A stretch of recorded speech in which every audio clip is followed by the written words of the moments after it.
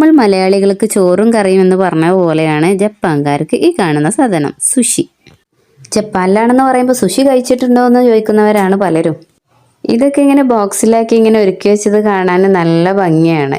പിന്നെ വെറൈറ്റി ആയിട്ട് ഫുഡുകൾ ഉണ്ടാക്കുക എന്നുള്ള എൻ്റെ ഒരു പാഷൻ ആയതുകൊണ്ട് തന്നെ ഇതുപോലുള്ളത് കാണുമ്പോൾ അവിടെ കുറച്ച് നേരം ഇങ്ങനെ നോക്കി നിൽക്കുക എന്നുള്ളത് എൻ്റെ ഒരു പരിപാടിയാണ് കേട്ടോ.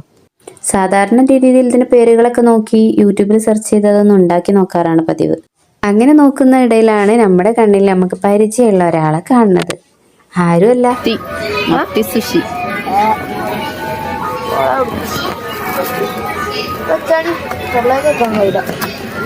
ആലോചിക്കുമ്പോൾ തന്നെ ഛർദിക്കാൻ വരുന്നുണ്ട്. മത്തിയൊക്കെ ഇങ്ങനെ റിച്ച് ആയ ഒരു മുള്ളു പോലും ഇല്ലാതെ നിൽക്കണത് ഇവർക്ക് പച്ചക്ക് കഴിക്കാനാണ്. നമ്മളെ കൊണ്ട് അതിന് കഴിയില്ല കേട്ടോ. പച്ചക്ക് എന്ന് പറയുമ്പോൾ ഇതിൻ്റെ കൂടെ എന്തൊക്കെയോ സോസൊക്കെ ഉണ്ട്. ഒരു പ്രാവശ്യം നമ്മൾ ട്രൈ ചെയ്തിട്ടുണ്ട്, പക്ഷേ പിന്നെ ആ വഴിക്ക് പോയില്ല. ഈ സൈഡിൽ ഇരിക്കുന്ന നിങ്ങൾക്ക് പരിചയം ഉണ്ടാവും, നമ്മളായല.